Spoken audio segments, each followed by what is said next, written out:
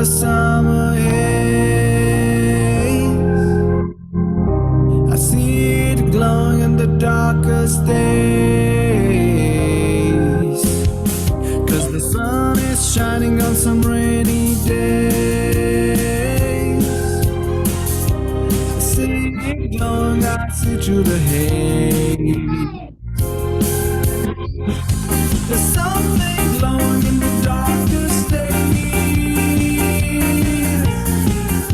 Our love is everlasting, I don't lose my faith. Bonjour à tous. Lose my faith. I see it glowing in the summer haze. Summer haze. Love is everlasting, it's like music, babe. It's like music, babe.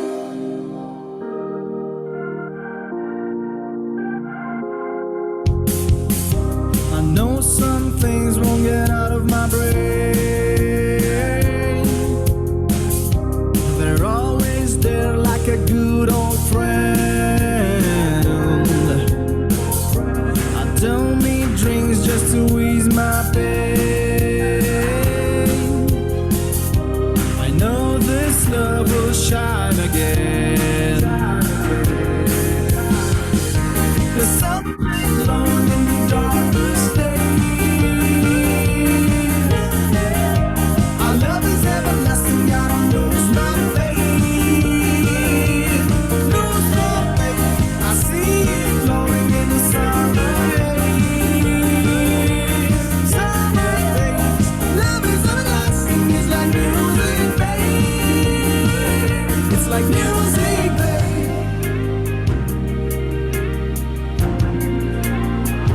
It's like music, babe.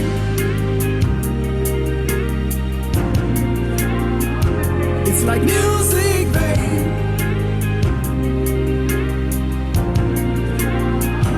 It's like music, babe. There's something glowing in the darkest days. There's something glowing in the darkest days. Our love is everlasting, I don't lose my faith. Lose my faith. I see it glowing in the summer haze. Summer haze. Love is everlasting, it's like music, babe. It's like music, babe. There's something glowing in the darkest days.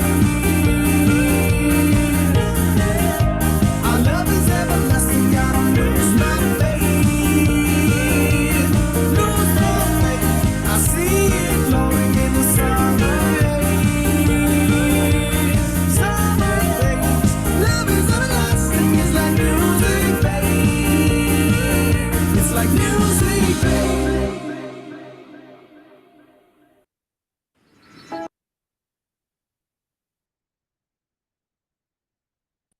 Yeah. Comment ça va? Bien, Ça va. bienvenue. Ah, j'ai cru qu'il y avait un écho. Non, tout va bien. Bienvenue, bienvenue sur cette troisième partie donc de l'été des TPE. Normalement, il va y avoir d'autres personnes qui vont arriver en cours, donc je suis trop contente. Bienvenue, bienvenue aux nouveaux. Bienvenue à ceux qui sont fidèles, qui sont là depuis le début à chaque jour. J'espère que vous avez passé une merveilleuse journée. N'hésitez pas à partager dans les commentaires, à me faire, à échanger. J'avais vu que vous avez déjà participé un petit peu, donc c'est top. Et on va commencer directement. Alors, que je vous partage. Non, c'est pas ça. Je me repère dans toutes mes fenêtres. Je ne sais pas chez vous, mais chez moi, il fait très chaud. J'ai très chaud, je suis sous les toits.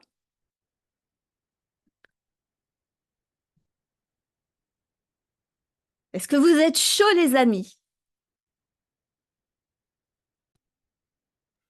Prête. Prête, trop bien. Trop, trop bien. Hop, alors ça.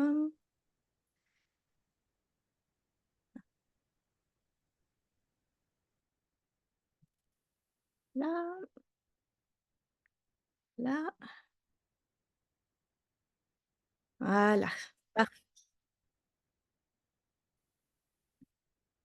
Allez, c'est parti! Bienvenue, bienvenue! Ah, il y a des caméras, c'est trop bien, ça me fait plaisir, ça permet de voir du monde. Donc, impeccable. Alors, bonjour Fanny, bonjour Géraud, bonjour Sophie. Je suis vraiment super contente. Donc, c'est parti pour cette troisième soirée donc, de l'été des TPE. On a vu beaucoup de choses. Donc, l'été des TPE, c'est jusqu'au 3 septembre. Donc, c'est vraiment dédié pour redynamiser les petites entreprises, pour redynamiser les commerces, l'artisanat, le centre-ville, tous les commerces, toutes les entreprises, les petites entreprises, parce que vous connaissez les chiffres. Si vous avez été présent sur les précédentes conférences ou vous avez vu les replays, c'est catastrophique. On a 40% des TPE qui ferment avant 5 ans d'activité. Sur ce qui reste, seulement 21% ne vivent même pas de leur activité. Donc, on ne s'est pas installé pour des chiffres comme ça. Je ne sais pas vous, mais en tout cas, moi, je m'étais installée pour kiffer ma vie, pour créer une vie sur mesure, une entreprise sur mesure, et puis aussi pour partager un savoir-faire dans mon métier différent de ce qui se fait habituellement. Et aujourd'hui, je pense que, enfin, vous l'avez vu depuis le début de l'été des TPE, on est dans une période où nos clients viennent pour qui on est.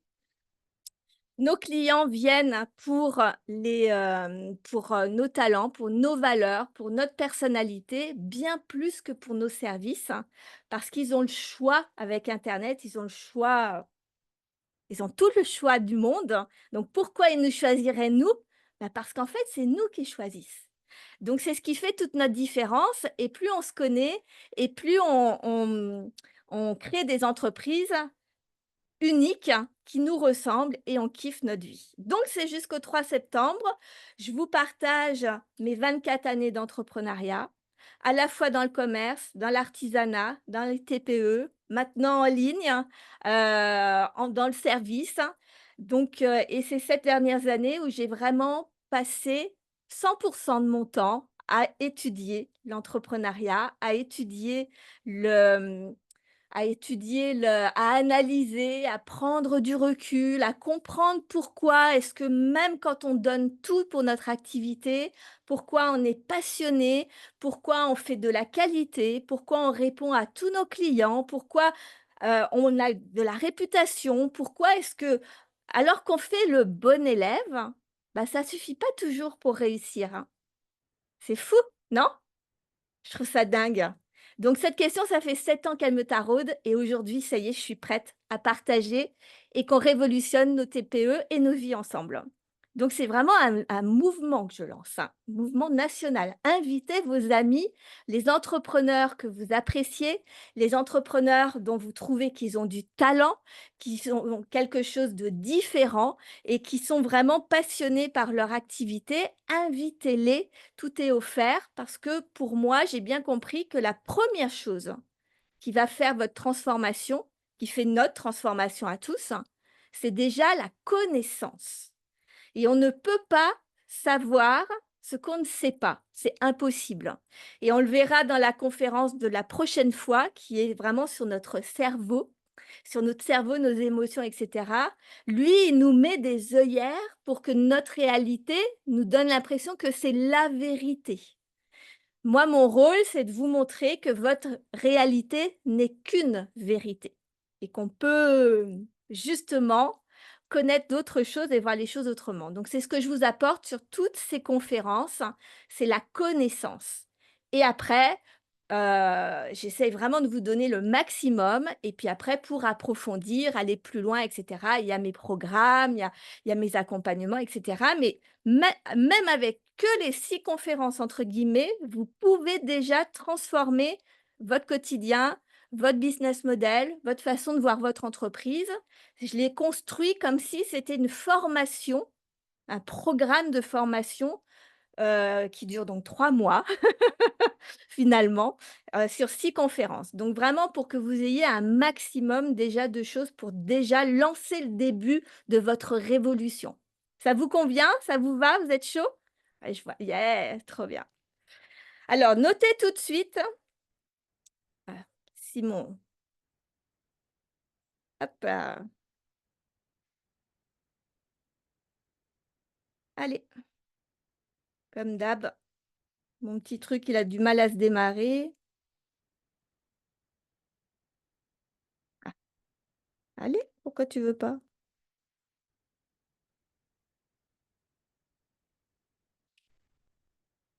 Alors, c'est parti. Notez tout de suite la prochaine conférence. Donc, si vous êtes à Moulins et alentours, hein, ce sera le lundi 5 août à l'hôtel Ibis Style à Place Jean Moulin à Moulins, donc dans l'Allier, dans le centre de la France.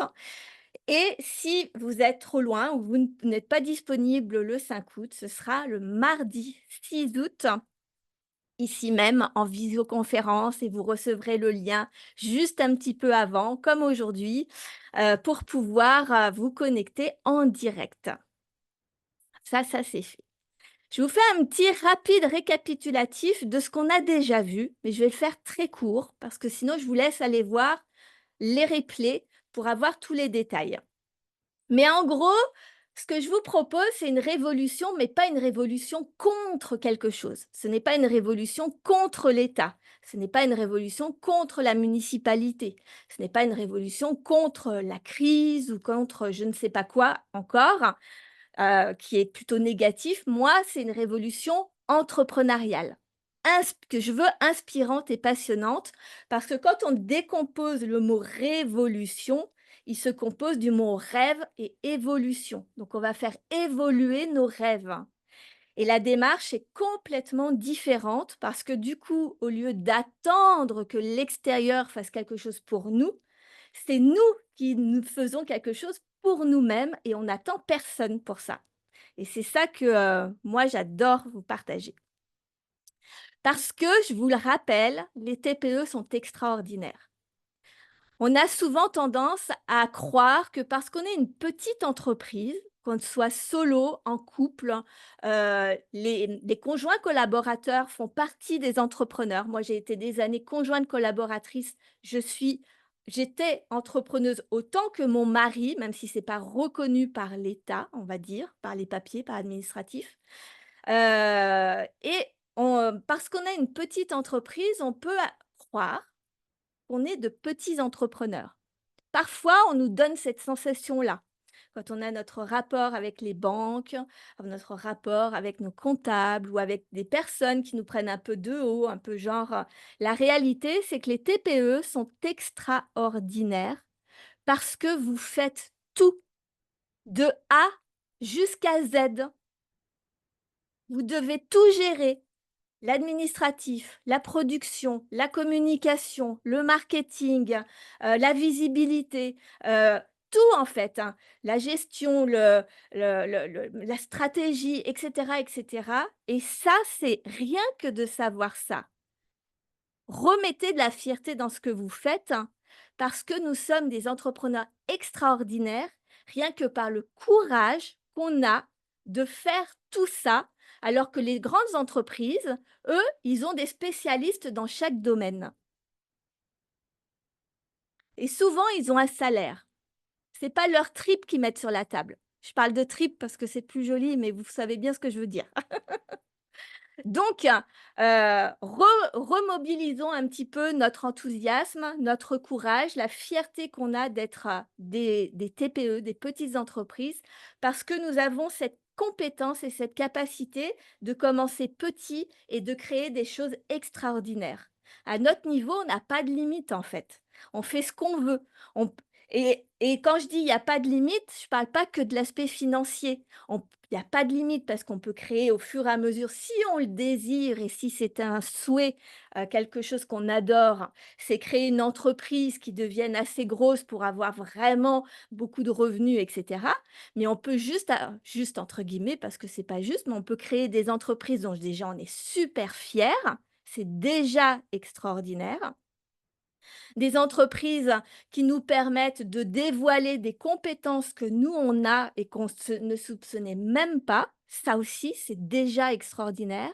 Créer des entreprises qui nous permettent d'avoir une vie à côté, qui nous nourrissent, qui nous satisfassent, qui nourrissent nos valeurs, que ce soit de la valeur de famille, que ce soit de la valeur de nos enfants, que ce soit la valeur de bien-être, de prendre soin de soi, que ce soit de la valeur de sport, que ce soit n'importe quoi qui soit important pour vous. Si on arrive à créer une entreprise qui nous permette à la fois d'avoir notre entreprise et à la fois d'avoir une vie extraordinaire à côté, extraordinaire à notre sens à nous, c'est extraordinaire. C'est ça qu'on cherche. Le niveau de réussite n'est pas lié à notre compte en banque. Et notre niveau de réussite n'est pas lié au niveau de chiffre d'affaires que nous faisons non plus. Et chacun met la réussite là où il a envie. Et rien que ça, déjà, c'est important de le comprendre parce qu'on a tendance, un peu comme à l'école, à assimiler notre chiffre d'affaires comme une note à l'école. Donc, moins on a de chiffre d'affaires et en plus on se sent un peu dans les cancrins. Ça n'a rien à voir.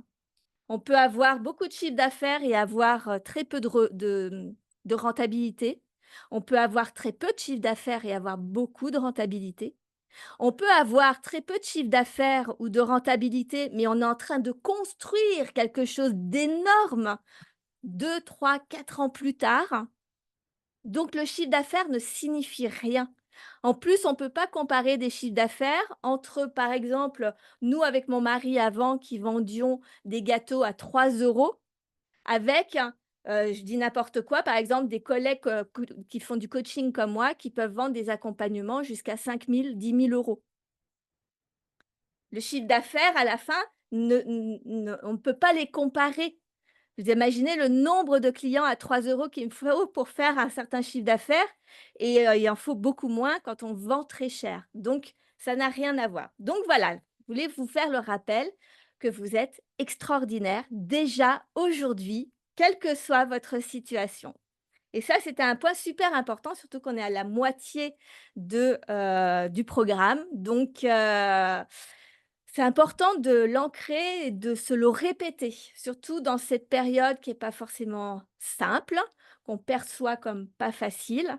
Mais vous le verrez, ou vous l'avez peut-être déjà vu, ma philosophie, c'est que c'est tout retombe su re tout vient de nous et de nos propres perceptions, donc tout va bien.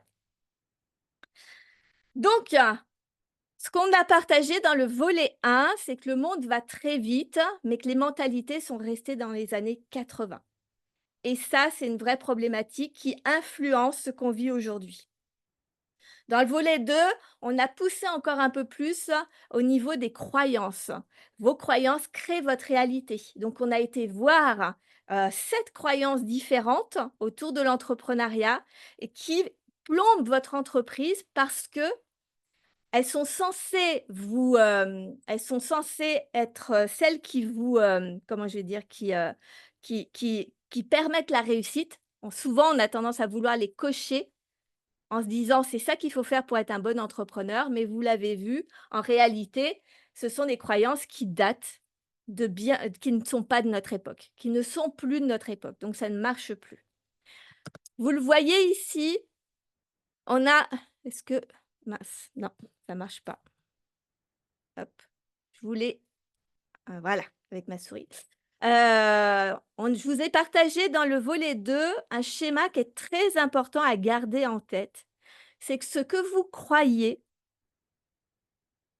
génère vos émotions, positives ou négatives, et ces émotions vous font passer à l'action ou pas. Et la finalité de tout ça, c'est ce qui crée vos résultats ou vos non-résultats. Donc ça, on l'a beaucoup étudié, la semaine dernière, enfin pas la semaine dernière, à la dernière conférence. C'est un schéma à garder vraiment en tête parce que nous, on va travailler justement beaucoup sur cette partie-là, sur les croyances et les émotions. Parce que finalement, passer à l'action, la plupart des gens savent le faire.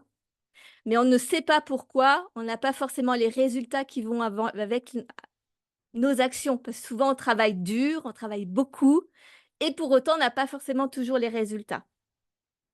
Donc l'idée, c'est vraiment de vous partager, ça. Donc on a vu ça la semaine dernière et qu'elle vous empêchait donc de réaliser vos rêves et donc je vous ai partagé les 7 exemples les plus courants.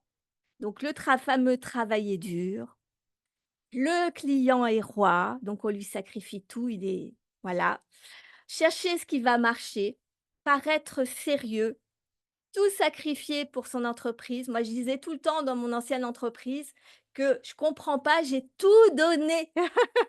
Mais j'ai eu ce discours-là, mais je l'ai arrêté il y a pas si longtemps parce que, j'avais la sensation que mais c'était ça qu'il fallait faire en fait, qu'il fallait tout donner pour réussir et non, ça ne marche pas. Sinon, on serait tous millionnaires. La fameuse croyance de ne pas vendre cher pour satisfaire un maximum de clients parce que ces pauvres clients n'ont pas d'argent. Malheureusement, d'un côté, c'est vrai et d'un autre, vous l'avez vu, ce n'est pas forcément la vérité parce qu'en fait, dans ce qui leur tient à cœur, ils mettent l'argent. Donc ils ont toujours l'argent pour c ce qui leur tient à cœur et vous-même, nous-mêmes, chacun d'entre nous, quand quelque chose nous tient à cœur, on y met l'argent. Donc on a forcément l'argent pour quelque chose et la fameuse croyance de «c'est la crise». Donc je vous avais partagé vraiment le programme «Faire tomber les masques» parce qu'on avait travaillé la dernière fois. Donc avec ce qu'on a vu la dernière fois, vous pouvez déjà entamer le travail sur chacune des croyances. Je vous avais partagé vraiment des questions. C'était ma conférence la plus longue.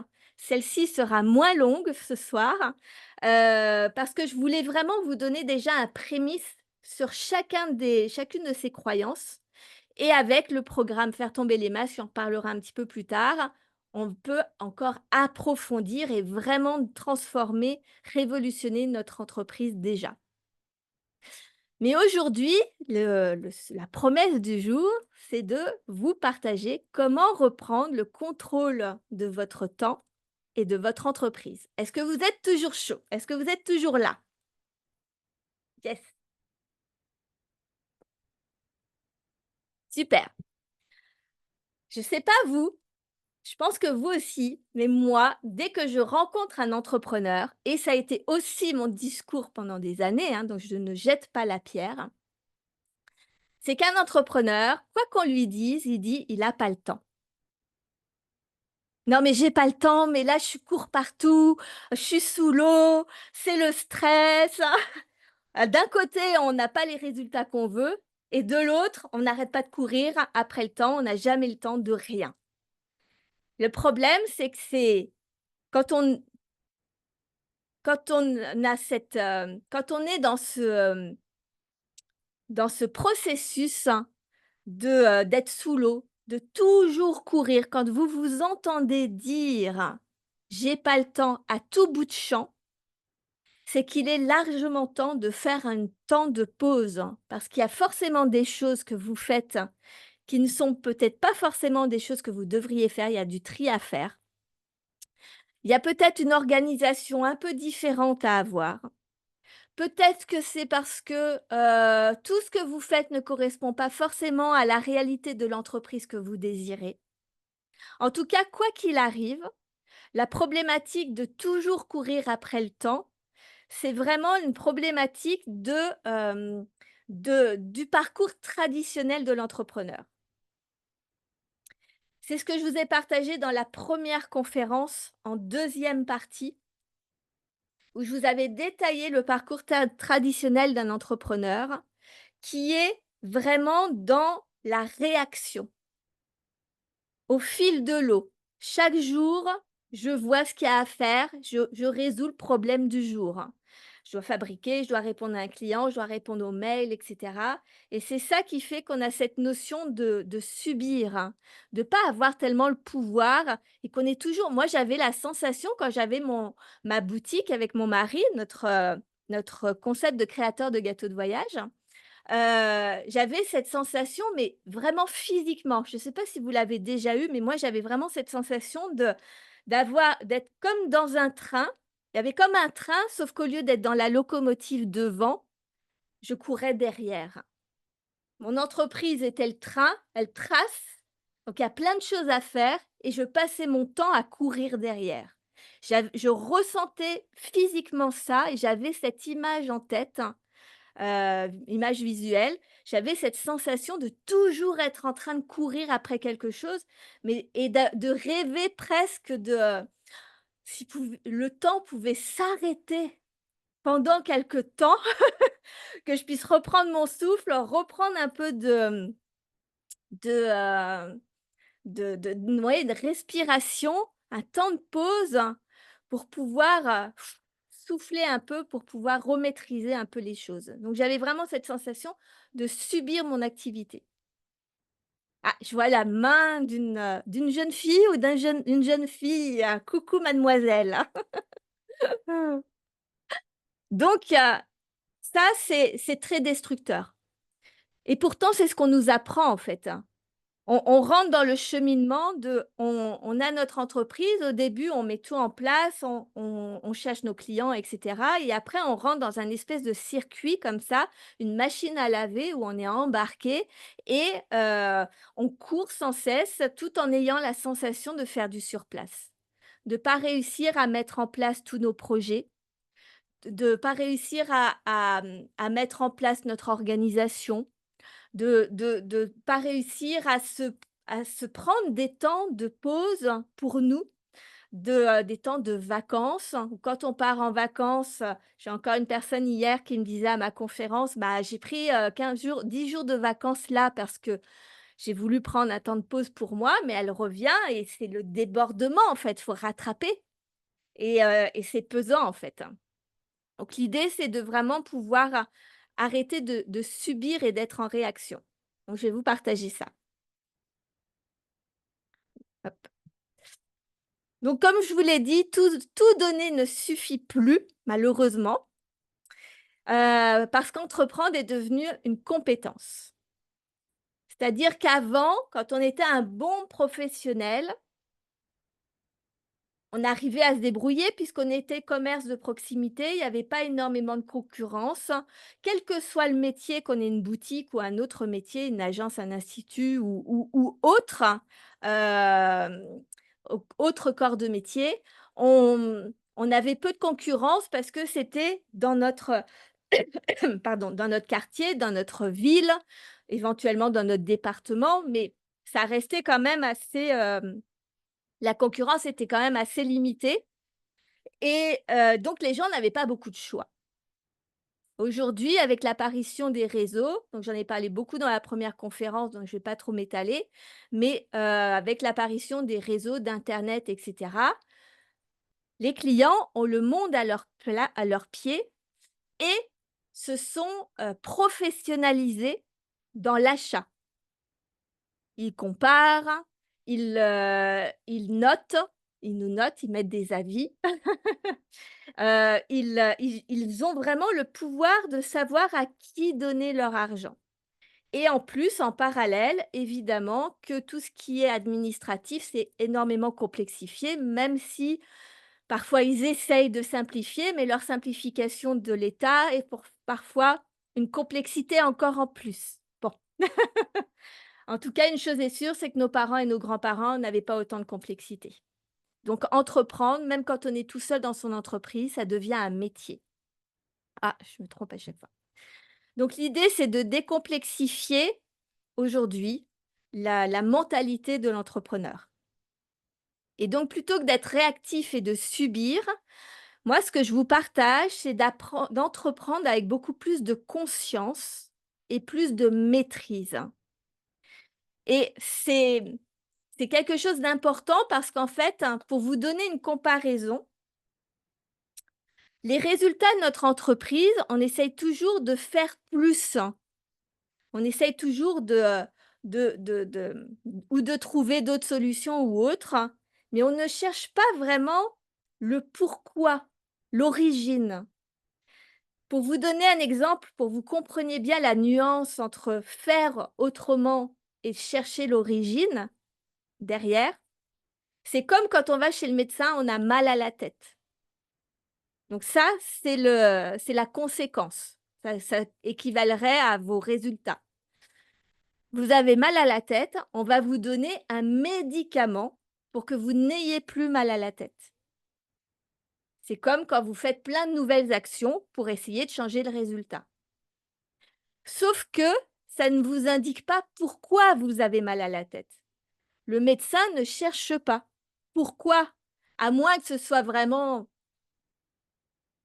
comment je vais dire, des maux de tête, très, très, très, très récurrents. On commence à faire un peu de scanner ou de choses comme ça. Mais sinon, on vous donne juste un médicament pour soulager. Mais on ne cherche pas à savoir si c'est parce que, vous buvez pas assez d'eau, vous êtes déshydraté, si c'est parce que vous êtes trop stressé, si c'est parce que c'est quelque chose dans votre alimentation qui va pas, si c'est parce que, bah, vous avez le cerveau qui cogite trop et ça donne des maux de tête à un moment donné, de toujours être en ébullition et ça, c'est vrai qu'en tant qu'entrepreneur, on a le cerveau souvent en ébullition. Donc, je vois mal notre médecin nous prescrire, même si ça serait bien, de la méditation, par exemple.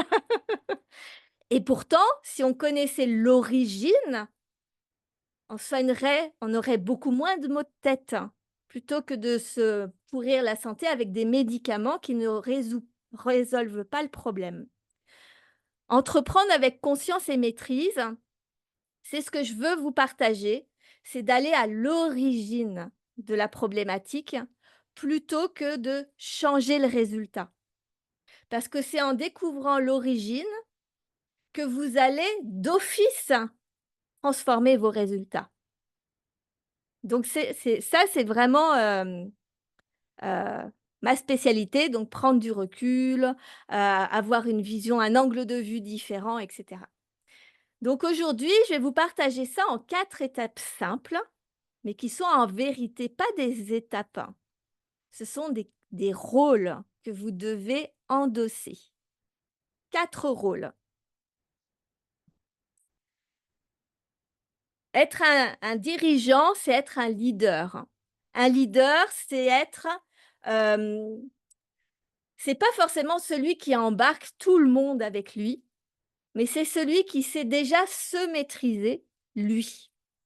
Quand nous, on sait nous maîtriser, nos émotions, notre façon de faire, quand on sait où on va, quand on sait ce qu'on veut, quand on n'est pas dépendant du regard des autres, on est leader de nous-mêmes. Ça crée ensuite, ensuite les gens nous suivent pour qui on est, parce qu'on est véritablement nous. Et là, je vais vous demander en fait d'être 4 leaders. Mais vous les incarnez déjà, c'est juste que vous ne le savez pas. L'important, c'est que vous soyez visionnaire. Le visionnaire, c'est vraiment celui qui donne la direction. Le visionnaire, c'est celui qui rêve. Le visionnaire, quand vous regardez le parcours classique de l'entrepreneur, c'est celui, vous l'êtes profondément quand vous êtes à l'installation, la préinstallation et à l'installation, parce que vous avez un rêve en tête. Vous voulez créer votre entreprise. Vous avez déjà une vision. Vous avez déjà un rêve. Et c'est pour ça que vous arrivez à passer tous les obstacles. Sauf que souvent, au bout de quelques années, dans le parcours que je vous l'ai indiqué, cette partie-là, ces rêves, ces objectifs baissent au bénéfice du résultat financier. Sauf que c'est pour ça qu'aujourd'hui, les entreprises stagnent, ferment ou sont carrément pessimistes. C'est parce qu'il n'y a plus de rêve. Il y a juste le besoin de vivre de son activité. Mais notre cerveau, il s'en fout de vivre de son activité. C'est pas motivant, c'est pas suffisant pour dépasser des obstacles. C'est pas suffisant pour sortir de sa zone de confort. Donc le visionnaire est hyper important. Lui demande du temps. Lui demande de se poser. Donc je vais y revenir en détail. Le capitaine, quand on a la vision, c'est un peu comme si vous mettiez une adresse dans votre GPS. Parce que imaginons Dans votre GPS, vous dites juste, je veux aller dans le sud. Le sud, c'est vaste. On est d'accord. Donc, on peut descendre, puisque nous, on est dans le centre. Enfin, moi, je suis dans le centre de la France. Donc je ne sais pas où vous êtes. Vous êtes peut-être déjà dans le sud, mais alors allez plus encore dans le sud, hein, de là où vous êtes. Mais on peut descendre, mais si le sud n'est pas défini, on ne peut pas mettre en place une trajectoire.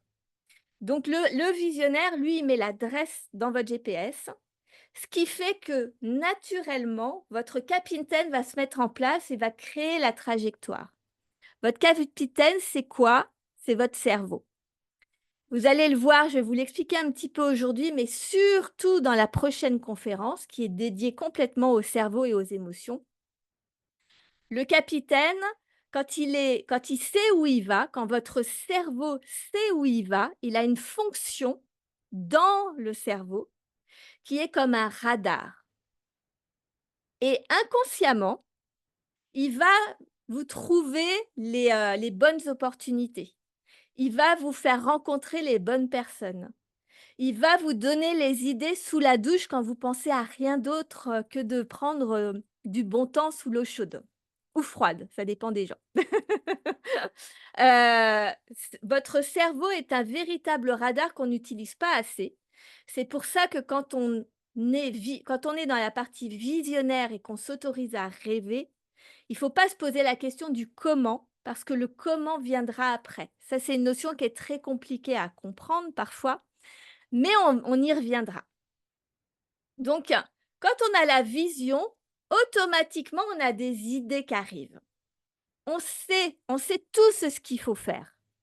La preuve, la plupart du temps, les gens me disent, les entrepreneurs me disent, «Ah, ça fait des semaines, voire des mois, parfois des années, que je sais que je dois faire telle chose.» On le sait, mais vous le verrez pourquoi vous n'y arrivez pas. Il y a une raison. Et ça concerne notre prochain leader qui est l'exécutant. L'exécutant, lui, il est censé, en fait, le visionnaire et le capitaine, ils travaillent ensemble et ils établissent le plan d'action. Ils établissent la direction, ils établissent la trajectoire. Et ils remettent tout ça à notre exécutant et nous, on devient notre propre salarié. Et on nous dit, voilà, j'ai mis en place tel projet, je dois faire ça, ça, ça, ça. Et on est censé suivre le plan sans réfléchir. Jusqu'ici, c'est facile. C'est juste ça, entreprendre. Ça devrait être basique. On a un plan, on le suit et un jour, ça marche. Sauf que pourquoi on n'y arrive pas? C'est parce que l'exécutant, lui, je vais vous l'expliquer un peu plus en détail, au lieu de suivre le plan sans réfléchir, eh bien souvent, il y a des urgences avant, il y a des peurs qui arrivent, il y a des doutes, et si c'était pas la bonne chose, et si je me trompais, etc., etc. Et du coup, il se pose des questions qu'il ne devrait pas. Et c'est là où, en fait, et l'exécutant, en fait, on peut être très doué dessus parce que on peut être en mode exécutant et faire tout le temps. Mais je vous le dirai après, parce que sinon, je vais tout mélanger. Heu, donc, le visionnaire, le capitaine, l'exécutant, dans l'ensemble, ça paraît à peu près logique. Les gens savent à peu près qu'il faut un objectif pour pouvoir établir un plan, une stratégie et qu'après, bah, il faut faire les choses. On est d'accord avec ça. En fait, ce qu'on oublie, dont personne ne nous parle dans la société, c'est qu'on doit être un quatrième leader qui est le sage. Un petit peu, j'avais mis un post Facebook il n'y a pas longtemps, le maître Yoda de notre entrepreneur. L'exécutant, comment il s'appelle? C'est le padawan. Donc, dans la guerre des étoiles, pour Star Wars, pour ceux qui éventuellement ne connaîtraient pas Maître Yoda. Si vous ne connaissez pas, je vous invite à aller voir la série, le film, toute la saga. D'ailleurs, saga, sage, tiens, j'y avais pas pensé. Maître Yoda, c'est celui qui a déjà toute la maîtrise et qui canalise le jeune padawan qui va dans tous les sens, qui se laisse emporter par sa colère, par son injustice, par ses émotions, par son désir de faire plein de choses, etc. Et c'est un peu ça. Et en fait, on doit apprendre à devenir le sage de notre entrepreneur intérieur et apprendre à maîtriser nos émotions. On va beaucoup en parler dans la prochaine conférence. Mais ça, c'est une partie extrêmement importante. Quand vous avez ces 4, quand vous pouvez distinguer ces 4 leaders en vous, entreprendre devient plus facile. Parce qu'on est beaucoup moins focalisé sur le monde extérieur, mais on est vraiment focalisé sur ce que nous, on doit faire, en fonction de nos rêves, de nos objectifs. Donc, je vais rentrer dans le détail des 4. Donc, le visionnaire, c'est celui qui rêve, qui imagine, qui désire. C'est lui qui design votre vie et votre entreprise. Ce qui est important, c'est de comprendre qu'il faut prendre l'ensemble de votre vie. Quand vous créez un business model, vous devez tenir compte, parce qu'on est des TPE, des très petites entreprises, vous devez tenir compte de ce que vous désirez vivre dans votre vie personnelle. Souvent, on dissocie les deux, ce qui fait que l'entreprise prend toute la place et qu'avec le petit peu de place qui nous reste, on essaie de survivre un petit peu à côté, de faire le minimum vital pour être à peu près bien. Sauf que c'est épuisant et que c'est pas pour ça qu'on a créé notre entreprise. On a créé une entreprise pour avoir une harmonie, une cohérence entre notre vie personnelle, notre vie professionnelle. Et aujourd'hui, c'est ce que j'expliquais dans la première conférence, c'est qu'aujourd'hui, grâce à Internet, grâce à- à- au fait que les clients n'ont plus besoin de nous, on peut designer nos entreprises comme on veut, parce qu'on peut proposer n'importe quel business model. Les clients ne s'en étonneront pas, parce que maintenant, il existe tout. Il faut les éduquer, il faut les habituer, on peut avoir quelques remarques, mais n'empêche que si on fournit derrière un vrai service, une vraie, des vrais produits, une expérience client unique, les gens suivent. Donc ça, c'est le visionnaire. Parce que donc sans direction, vous n'allez nulle part. Donc ça, je l'ai dit. Le visionnaire doit répondre à la question: qu'est-ce que vous désirez vraiment? Parce que souvent, on veut des choses parce qu'il y a un statut social derrière ou parce que c'est la norme sociétale. Donc, je dis n'importe quoi, un couple, on doit se marier, on doit avoir 2 enfants, on doit, avoir une belle maison, une belle voiture, éventuellement une piscine, voyager beaucoup, heu, on est défini par notre chiffre d'affaires évidemment. Donc ça, c'est ce que la société, c'est l'image de la société. Mais c'est pas forcément ce que vous, vous désirez profondément. J'ai une de mes meilleures amies qui, elle, son rêve depuis toujours, c'est, c'est d'être bergère dans à la montagne, d'avoir son troupeau de chèvres et de s'autosuffire avec un cadre extraordinaire à la montagne. Pas forcément besoin de beaucoup d'argent pour ça, mais elle serait hyper heureuse. Ça lui appartient. Il y en a d'autres qui vont avoir besoin de beaucoup d'autres choses. Chacun doit choisir, définir ce qu'il veut. La problématique aujourd'hui, souvent, c'est que quand on commence à créer son entreprise, on rêve. On est dedans parce que de toute manière, si on ne rêve pas, on n'arrive pas à la créer, notre entreprise. Donc on a une vision quand même assez, on a une vision de ce qu'on désire. Mais Le quotidien de l'entrepreneur fait que les finances prennent le dessus et qu'à un moment donné, on finit par se dire: «Arrête de rêver, il faut faire rentrer de l'argent»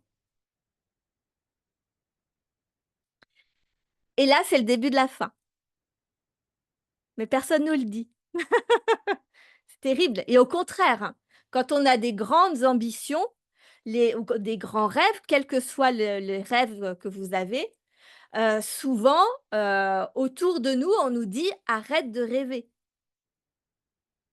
Moi, quand je dis que je veux être heureuse et kiffer ma vie, on me dit: «Sophie, tu es dans le monde des bisounours, ça n'existe pas». Mais qui dit ça? Ceux qui ne sont pas heureux et qui ne savent pas ce que c'est que de kiffer leur vie. Moi, je le sais, puisque j'ai toujours travaillé pour ça. Donc, c'est important du coup, à force d'être un peu pas rabaissé, mais que les rêves donnent une notion comme ça de: «Arrête de rêver», on baisse nos prétentions et on espère juste vivre de notre activité, jusqu'à un point qu'on ne sait même plus ce qu'on désire. Quand on a fermé notre entreprise avec mon mari il y a 7 ans, on avait créé vraiment une entreprise, c'était notre entreprise idéale, sur mesure. On était donc créateurs de gâteaux de voyage. Le concept, était créé par nous. On avait totale liberté sur tous les horaires, la façon de travailler, les produits qu'on faisait. Enfin, on avait vraiment tout, créé pour nous-mêmes et on avait tout adapté par rapport à la vie qu'on voulait mener en tant que couple et avec nos enfants. Et quand on a dû fermer cette entreprise et en plus on avait une relation, moi j'avais une relation extraordinaire avec mes clients, on était réputés, enfin bon, c'était vraiment le rêve ultime et on a dû fermer notre entreprise. C'est pour ça que je suis là aujourd'hui, parce que je n'ai pas compris pourquoi quand, sur le papier on a coché toutes les cases. Donc, voilà. Sauf que le rêve a été brisé et du coup on a perdu cette notion de on savait plus en fait, on n'avait plus de vision. Moi, j'avais plus de vision. Pendant les 5 années qu'on suivit, ça fait à peu près 2 ans que ça va mieux, mais les 5 années qu'on suivit, c'était tellement douloureux que dès que j'imaginais ce que je voulais dans ma vie, bah, en fait, je passais mon temps à pleurer. C'était hyper émotionnel. Alors, tout le monde ne va pas jusque-là, mais une chose est sûre, c'est que 90 des gens ne savent pas ce qu'ils désirent. Parce qu'on a peur de ne pas y arriver, parce qu'on a peur de ne pas être capable de le réaliser, parce que, parce que parfois ça va à l'inverse de certaines valeurs que, nos parents nous ont, inculquées ou notre famille. Et donc du coup, on réprime ou parce que, bah, il y a pas les finances aussi. Donc on se dit: «Bah, de toute manière, il y a pas les finances, donc ça sert à rien que je me fasse envie». Voilà, bref et or là, ce qui est important, c'est reconnecter à votre vision.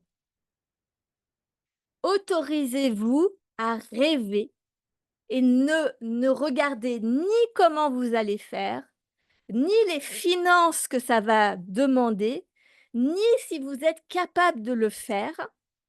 La première étape, c'est de laisser ouvertes toutes les portes. Parce que c'est ça qui va vous motiver pour avancer. Et le but ici, c'est d'au lieu de subir sa vie en réagissant à ce que la vie nous met sur notre, passage au fur et à mesure, c'est on décide de la vie qu'on veut et évidemment, il y aura aussi des challenges à gérer sur le chemin, mais c'est pas la vie qui va décider si vous allez réussir ou pas. Et ça, c'est une petite nuance qui est super importante. Et la problématique, c'est comme 90, je pense 99, mais on va rester à 90 pour être optimiste. 90 des entrepreneurs n'ont plus de rêve, eh bien, on devient fataliste Et c'est là qu'on fait du surplace et c'est là que les entreprises ferment rapidement, en fait. Parce qu'on n'a plus ce feu à l'intérieur d'espoir d'y arriver. Ça vous parle? Je vais regarder vite fait vos commentaires, s'il y en a. Alors, assez, bonsoir. Les croyances limitantes, oui. Et si on est organisé, on a le temps. Oui, mais parfois, c'est pas forcément qu'une question d'organisation parce que, par exemple, la vision, c'est qu'il faut prendre le temps. Alors oui, dans l'organisation, mais il faut avoir le comment je vais dire? Faut pas se laisser submerger par l'émotion de, «Ça sert à rien», par exemple. Parce qu'on peut être organisé, mais ne jamais instaurer des temps de réflexion, des temps de pause et cetera. Peur de décevoir, mais oui, carrément. Ça, c'est peur de décevoir et moi, j'avais beaucoup la peur de me décevoir. Ça, c'est extrêmement bloquant. Donc il faut faire abstraction et se faire confiance et faire confiance. Ça fait partie de tout le cheminement, mais avec tous mes programmes, enfin, même avec juste la série là des 6, vous pouvez commencer déjà à reprendre confiance en vous et en, la vie, on va dire, parce que c'est vraiment la base, la confiance, c'est vraiment important. Le visionnaire doit apprendre à faire abstraction du regard des autres, de la peur, des jugements, du jugement, de la peur du jugement, de toutes les peurs et de l'aspect financier. Le moteur de votre entreprise, c'est la vision, c'est pas l'argent. À partir du moment où on commence à prendre des décisions en fonction des finances, on est perdu. Quand on quand on prend des décisions parce qu'on sait où on va, on a une stratégie, il y a une suite logique et le truc, c'est d'apprendre, et ce sera le sage qui va vous le permettre, c'est d'apprendre à comprendre que les gens ne peuvent pas vous comprendre. Quand vous mettez en place une je vous dis n'importe quoi, imaginez, vous changez vos horaires de magasin. Je prends quelque chose de simple, facile à comprendre. Horaire de magasin, c'est du mardi au samedi, par exemple. Vous décidez que vous en avez marre d'ouvrir du matin jusqu'au soir, du mardi au samedi, parce que ça ne vous correspond pas, parce que, en prenant du recul, il y a des moments où franchement, il y a pas grand monde. Vous dépensez plus d'électricité, pour le chauffage, pour la lumière, plus d'argent pour, bah, déjà votre temps à vous ou si vous avez éventuellement un salarié, que de gens qui rentrent. Donc, partant de ce constat-là et en plus, imaginons que, vous n'êtes pas du matin. Vous êtes plutôt du soir. Je prends un exemple vraiment voilà. Vous décidez, suite à cette analyse, cette prise de recul, de changer vos horaires et par exemple, vous vous dites, le mercredi matin non, le mercredi non, ouais, on va dire, on va rester sur le mercredi matin. Le mercredi matin, j'ai jamais personne ou c'est très calme de toute manière et puis ça me saoule, j'aimerais bien pouvoir me reposer un petit peu, en milieu de semaine. Donc j'ouvre plus tard. Au lieu d'ouvrir à 9 heures, vous ouvrez, j'en sais rien, vous prenez toute votre matinée. Les clients, ils vont vous dire: «Oh là là, mais comment ça se fait? Vous fermez?» et cetera et puis vous allez avoir des peurs, c'est du manque à gagner et s'il y a des clients qui veulent venir et cetera. Donc les peurs montent. Mais vous, dans votre stratégie, vous avez fait le calcul, donc vous savez que c'est pas rentable. Donc vous, vous savez, les gens ne savent pas et vous ne travaillez pas, vous ne vivez pas pour les gens, vous vivez pour vous. Vous vivez pour que votre entreprise soit rentable, pas pour faire plaisir à vos clients. Vos clients, vous leur faites plaisir quand vous leur offrez une expérience client extraordinaire, quand vous leur offrez des produits et des services de haute qualité. Là, ça, c'est pour leur faire plaisir. Mais l'organisation, etc., c'est vous que ça regarde. Donc, vous fermez le mercredi matin. Par contre, donc tous les mercredis matins, vous fermez quatre matinées dans le mois. Par contre, vous avez une passion. Alors, je dis n'importe quoi, hein, je continue dans mon délire. Vous avez une passion, vous aimez la musique, vous aimez les ambiances, vous aimez les soirées. Voilà. Eh bien, pourquoi pas, une fois par mois, vous organisez une soirée pour vos clients. Une soirée payante. En fonction des produits que vous vendez, vous voyez un peu le rapport. Euh, Ça va vous permettre de créer du lien avec vos clients. Ça va vous permettre de proposer ou de montrer peut-être vos nouveautés en même temps et vous passez un super moment. Et à force, vous devenez la soirée mensuelle, la soirée du mois à ne pas manquer. Ben, vous avez tout gagné en fait. Parce que votre stratégie, elle a été différente. Vous avez respecté le fait que votre valeur, c'est moi, je veux pas travailler, je veux un temps de pause le mercredi matin.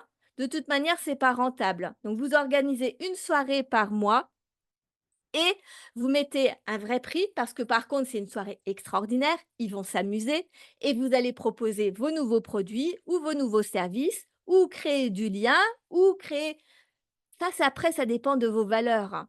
Mais cette soirée, personne d'autre dans votre domaine ne l'a fait. C'est impossible de la faire parce que ça correspond à votre personnalité. Et les gens adorent. Donc ça, c'est un exemple un peu basique. Mais nous, par exemple, c'est ce qu'on avait fait quand on était créateur de gâteaux de voyage. Avant, on était pâtissier classique. On avait une entreprise où on était pâtissier, chocolatier, confiseur, glacier, traiteur, comme la plupart des pâtissiers. Une boutique et on vivait en ville. On en a eu marre, ça correspondait pas à ce qu'on voulait. Du coup, au lieu de faire comme tous les autres pâtissiers, de remplir un magasin de plein de produits différents, on a choisi une catégorie de gâteaux. On l'a complètement transformé, ce qu'on proposait n'existait chez personne d'autre, la façon dont on le faisait. On a fermé les boutiques, on a été sur les marchés, sur les foires, sur les salons, parce que je ne voulais pas attendre les clients qui viennent. Donc, je voulais aller au-devant, là où il y avait du monde. Et quand les clients nous demandaient une tarte, une pièce montée ou quelque chose d'autre, on refusait. Les clients nous disaient, mais vous êtes bien pâtissier, pourtant vous savez faire. Oui, oui, on sait faire. Bah alors, vous pouvez bien nous le faire, hein. On adore vos gâteaux, on adore ce que vous faites, mais on voudrait que vous nous fassiez une pièce montée. Eh ben, on disait non. Et on respectait ce que nous, on avait décidé parce que nous, on savait pourquoi on le faisait. Et le but n'était pas de ressembler à tous les autres pâtissiers et de faire comme tout le monde et d'accepter tout ce que les clients demandaient. C'était d'être unique dans notre domaine et de créer une expérience client qui n'existe nulle part ailleurs. Et ça a cartonné tout de suite. Bon, après, il y a eu plein de j'en parle dans différentes conférences et cetera. Il y a plein d'histoires, parce que si c'était si simple, je pense que je ne serais pas là. Mais ça, c'était quelque chose d'extraordinaire et je le vois bien que c'est ce que les clients attendent, en fait. Parce qu'un client, il a toujours, comment je vais dire? Un client, il attend toujours quelque chose qu'il connaît. Donc il vous empêche d'innover. Il vous empêche d'être réellement vous. Parce que lui, ça le rassure que vous lui proposiez ce qu'il connaît déjà. Mais ce qu'il connaît déjà, c'est ce que tout le monde fait. Donc ça a aucun intérêt. Et vous, votre intérêt, c'est d'être unique. Donc voilà, je suis un peu étalée. Donc, c'est important d'avoir cette conception-là. Donc, le visionnaire vous permet d'être connecté à qui vous êtes véritablement. Parce que si vous ne le faites pas, vous restez en état de survie. Si vous prenez vos décisions en fonction des finances, par exemple, si moi j'avais pris, quand la personne me demandait des pièces montées, si j'avais pris l'aspect financier, j'aurais accepté toutes les pièces montées, tous les éclairs, toutes les tartes à citron meringuées qu'on nous aurait demandées et les brioches, et cetera. Et on n'avait plus de concept de créateur de gâteaux de voyage. Ça n'avait plus de sens, en fait. Et on perd notre originalité. Donc, vraiment, le moteur, c'est votre vision. Donc, comme je vous l'ai dit, quand on a la vision, on peut installer le capitaine. Et là, il va innover. Moi, quand on a créé notre entreprise, on avait la vision, donc je voulais plus de liberté, je voulais profiter de mes enfants, je voulais aller au devant des clients plutôt que les attendre à la boutique. On voulait plus perdre d'argent avec énormément de pertes de matières premières, avec tous les différents gâteaux, voilà. Mon mari, il voulait s'éclater avec ses gâteaux, avec sa pâtisserie, sa créativité, et cetera. On avait toute une liste de choses et c'est à partir de là qu'on a créé le concept et là, on devient innovant.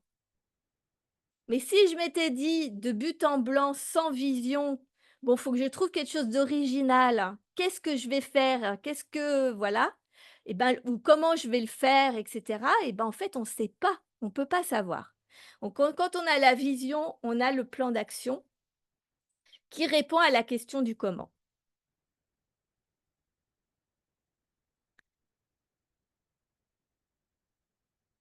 Donc ouais, donc ça, je vous l'ai dit, parce que le visionnaire, une fois qu'il a eu la direction, enfin, une fois que le visionnaire a donné la direction à notre cerveau, le cerveau, il se met en route, il se met en marche, il met son radar en marche. Et d'un coup, nous, au départ, c'était vraiment que des bullet points sur un tableau.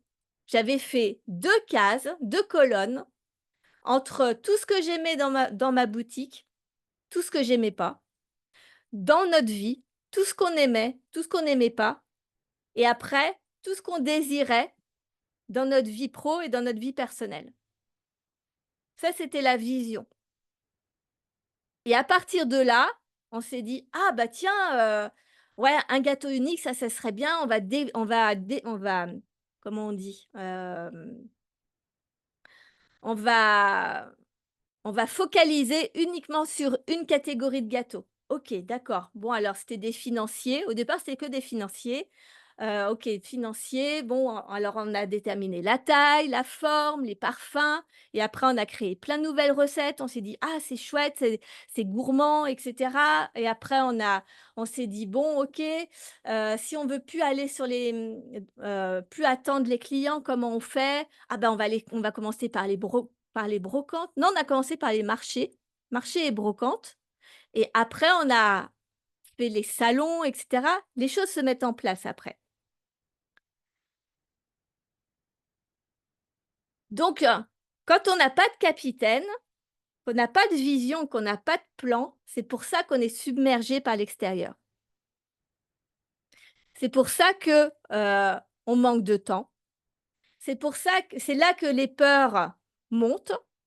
C'est là que, les doutes des gens autour de nous créent du doute. C'est là aussi que, comme ils ne savent pas, qu'ils n'ont pas la même vision que nous, et ben, ils remettent en question, ils nous soutiennent pas forcément, on se sent pas forcément soutenu. Mais comme nous, on a la vision et on sait pourquoi on fait les choses, on peut faire abstraction de ce que notre entourage pense. Et on s'affranchit du regard des autres. On arrive à tolérer les petites remarques des clients de: «Bah, vous prenez tout votre mercredi matin», parce qu'il y a toujours des remarques.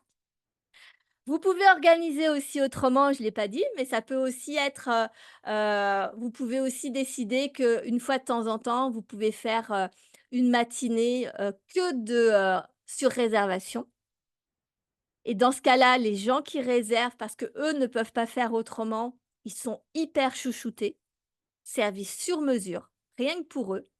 Ça fait partie de l'expérience client. Mais du coup, comme vous savez tout ça, les remarques des gens ne vous font ni chaud ni froid. Ou en tout cas, vous arrivez à peu près à les gérer. Et une fois que vous avez ça, je vous l'ai dit tout à l'heure, on passe à l'exécutant. L'exécutant qui est censé établir le plan, appliquer le plan et ne pas réfléchir. Lui, il a le rôle de construire. C'est lui qui construit le plan, qui met dans la matière, parce qu'on était dans notre cerveau, dans notre tête, on a rêvé, on a imaginé, on a établi un plan. Maintenant, il faut structurer, il faut mettre dans la matière. Le problème, c'est que souvent, mettre dans la matière, les gens savent faire. Vous savez faire. Tout va bien? Ça commence à... Ça chauffe le cerveau?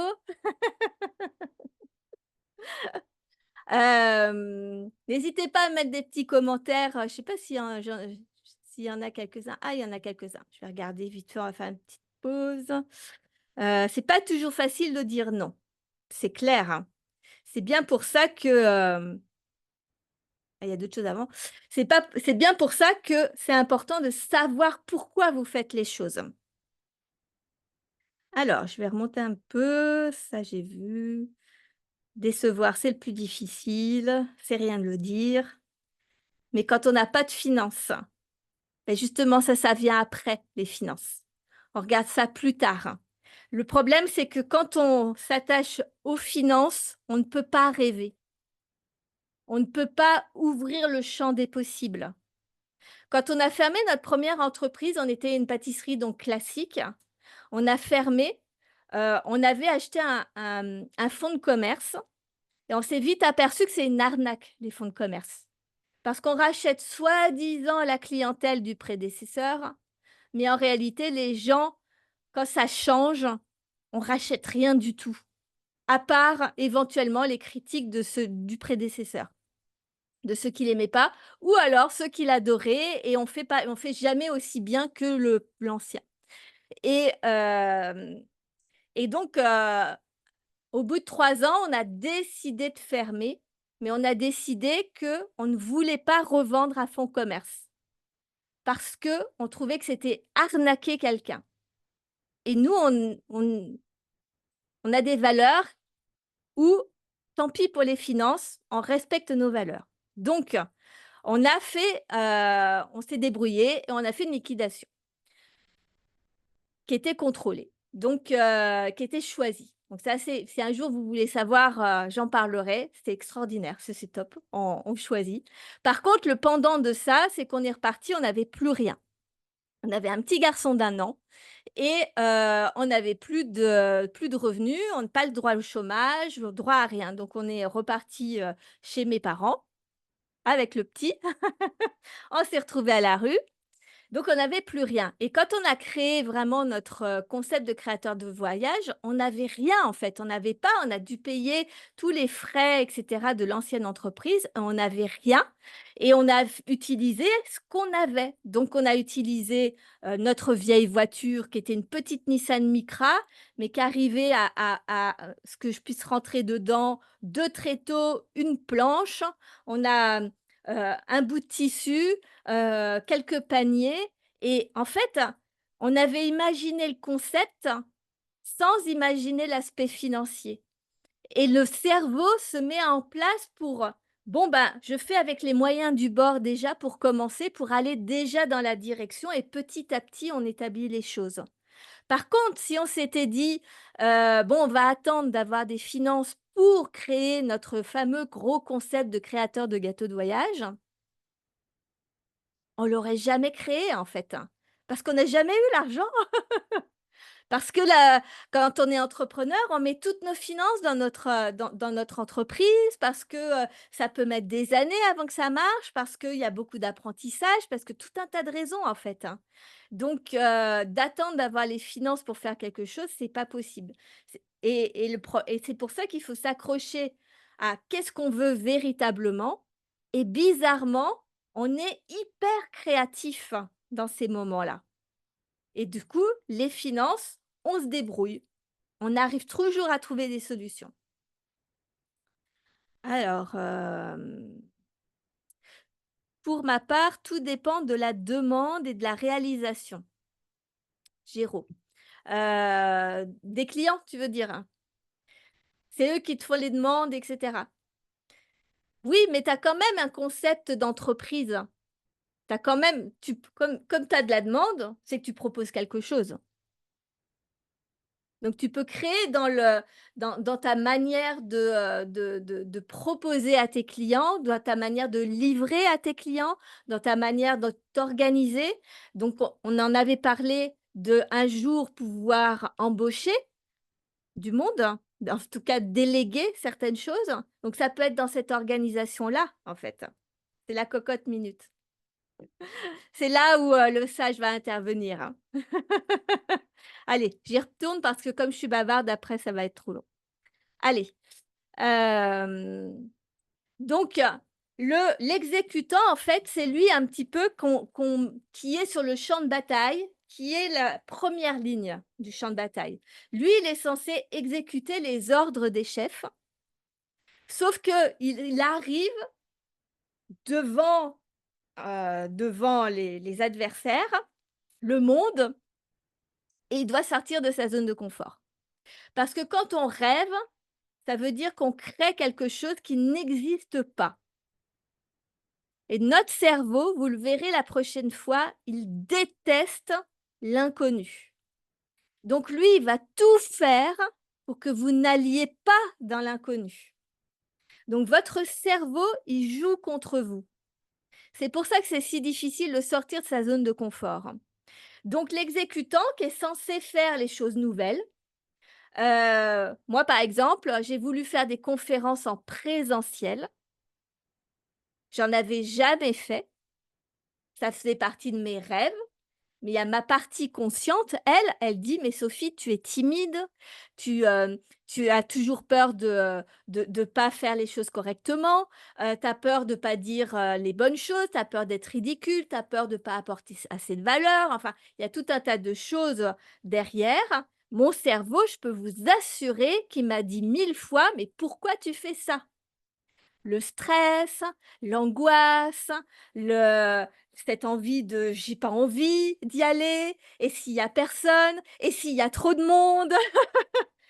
Et tout est prétexte, hein, à ne pas y aller. Si j'avais écouté, si j'avais ça fait 7 ans que j'ai envie de faire des conférences en présentiel, et ça fait seulement que depuis maintenant que j'arrive avec, ma partie sage, j'ai réussi à gérer ces émotions et à faire abstraction de toutes mes peurs pour pouvoir exécuter mon plan. L'exécutant, il est obligé de faire ce qu'il n'a jamais fait, donc il veut pas. Il est obligé de faire confiance à une vision qu'il ne voit pas dans le quotidien. Et vous connaissez l'expression de: «Je suis comme saint Thomas, je crois que ce que je vois». C'est l'inverse que les entrepreneurs doivent faire. On est obligé de croire avant de voir, pour que ça se crée dans la matière. Donc quand on a cette, croyance de: «Oui, mais moi de toute manière, il faut que je vois pour croire», le problème, c'est que quand on ne voit pas les résultats assez rapidement, et bien du coup, on a l'impression que ça ne fonctionne pas. Alors que c'est pas vrai, c'est juste que c'est en train de se mettre en place et que ça demande patience et persévérance. Mais là, on a les conjoints, les conjointes, la famille, les proches qui disent: «Mais ça tourne toujours pas ton truc, tu es sûr que tu veux continuer? Tu es sûr que ça vaut le coup? Faudrait peut-être retrouver du travail, et puis si ça marche pas, comment tu vas faire?» Voyez? Et l'extérieur nous met le doute. Donc l'exécutant, lui, il est confronté aux doutes des autres, aux peurs des autres, à ses propres peurs et à ses propres résistances.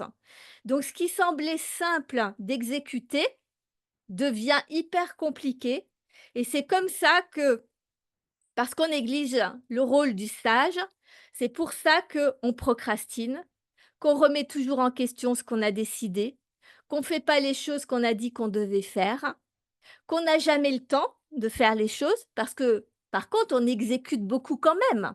On est des entrepreneurs, donc on fait beaucoup de choses. On fait beaucoup de choses, mais on ne fait pas forcément les bonnes choses. Et en plus, il est confronté avec ce besoin de validation des autres. On a besoin, et ça c'est notre cerveau avec notre partie reptilienne, notre partie préhistorique dont je vous raconterai tout la prochaine fois, qui a besoin d'être aimé et qui a besoin d'être reconnu, qui a besoin d'être validé, qui a besoin de l'approbation des gens, qui parfois même inconsciemment, on a même besoin de l'autorisation des gens pour pouvoir faire très exactement ce qu'on veut. Et donc lui, il est confronté à tout ça, ça lui crée énormément de peur et c'est là qu'il s'auto-sabote.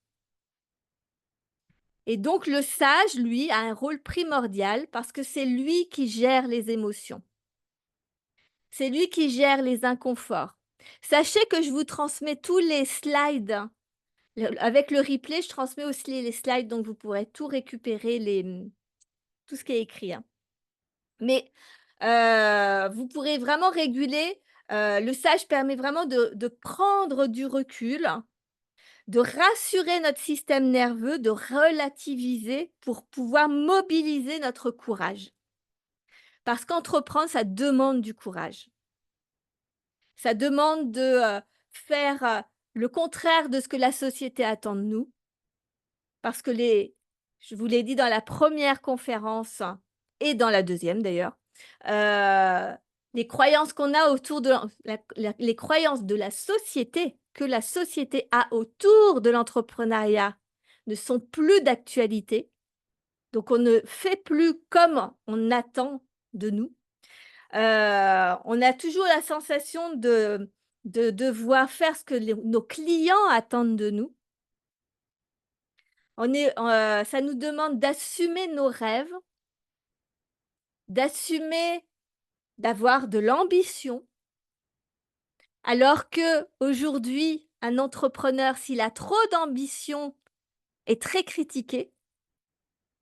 Et si il est en période un peu creuse, soi-disant, de chiffre d'affaires, il est traité comme un loser, alors que la réalité, c'est qu'un entrepreneur doit avoir des ambitions, quel que soit ce que vous mettez derrière le mot ambition, on est d'accord? Et que les creux de la vague sont normaux et que tout le monde le vit. Mais on crée tellement de tabous autour de l'échec, autour du regard des autres, autour de la peur du jugement, de ce que les gens vont penser, etc., qu'on se crée des tabous, qu'on se crée toute de la honte autour de la culpabilité, autour d'échecs qui n'en sont en réalité pas du tout, qui sont juste le chemin d'apprentissage de l'entrepreneur pour pouvoir avancer. Donc ça demande beaucoup de courage. Donc le sage, vraiment, lui, il remet en perspective, il calme les angoisses, les nuits où on n'arrive pas à dormir. Il permet vraiment d'avancer malgré la peur. Donc c'est vraiment le maillon manquant de la plupart des entrepreneurs et c'est vraiment le point d'origine de tout. Quand vous comprenez ça, ça vous délie tellement, ça vous déculpabilise tellement sur tellement de choses. Ça vous enlève tellement un poids sur les épaules. Ça vous permet tellement de reprendre le pouvoir sur vous savez où vous allez, vous savez pourquoi vous prenez telle et telle décision, vous savez pourquoi vous faites les choses, que tout d'un coup, entreprendre, c'est plus je subis, c'est difficile et c'est compliqué, c'est waouh, c'est pas toujours facile, mais par contre, je m'éclate, quoi. Par contre, je fais exactement ce que moi j'ai décidé et on reprend le pouvoir et on n'attend plus rien de l'État, on n'attend plus rien de la municipalité ou de qui que ce soit. Par contre, il demande de prendre du temps et c'est là que le bât blesse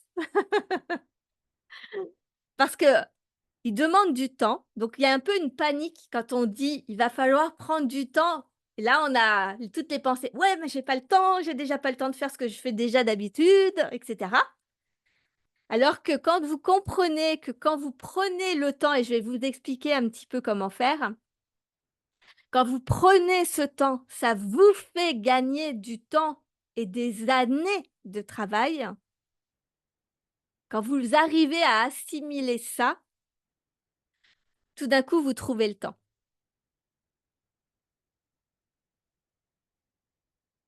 Entreprendre, je vous l'ai dit, hein, ça demande de créer quelque chose qui n'existe pas.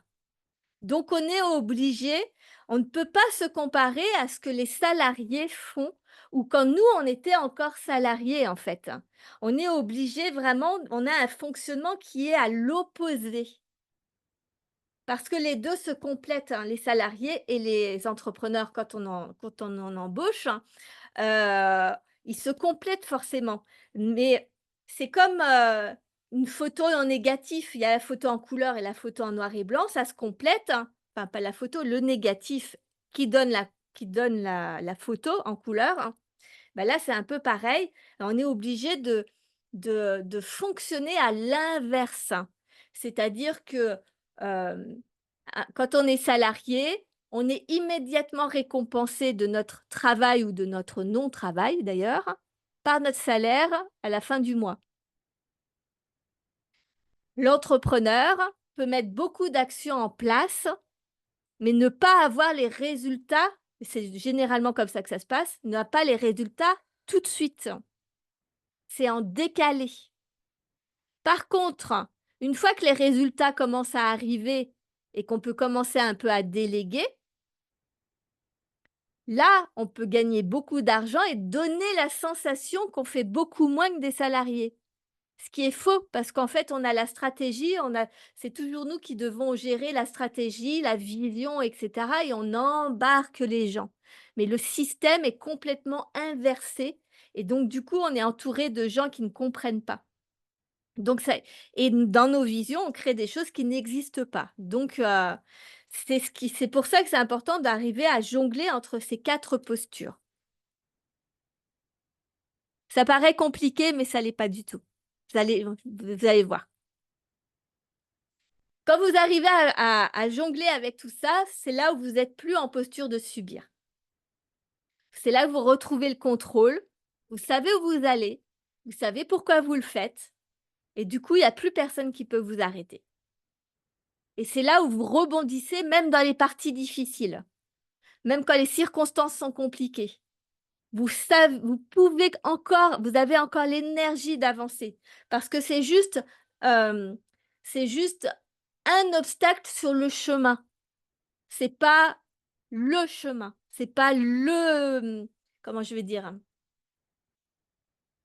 Quand un athlète de saut d'obstacles avance, il a plusieurs obstacles devant lui. S'il pensait que le premier était le seul et l'unique et que s'il le loupait, en fait, toute la course était finie, la pression, quoi. S'il loupe la première haie à sauter par-dessus, il se dit: «Je suis mort, j'arrive pas à gagner la course». Mais il le sait qu'il y en a plusieurs autres derrière et c'est ça, en fait, c'est d'avoir cette prise de recul, d'arriver à voir que l'obstacle qu'on est en train de vivre aujourd'hui ne définit pas ce que vous allez vivre ensuite. Par exemple, moi, mes conférences, c'est mes toutes premières conférences. Donc forcément que j'ai pas grand monde. Ma maman est catastrophée. Surtout en présentiel. Ma maman a été catastrophée parce que, les premières, j'ai eu, mes parents, ma fille et 2 entrepreneuses et elle dit: «Oui, tu te rends compte avec tout le travail que tu fournis, tout ça, c'est pas normal. Pourquoi les gens viennent pas?»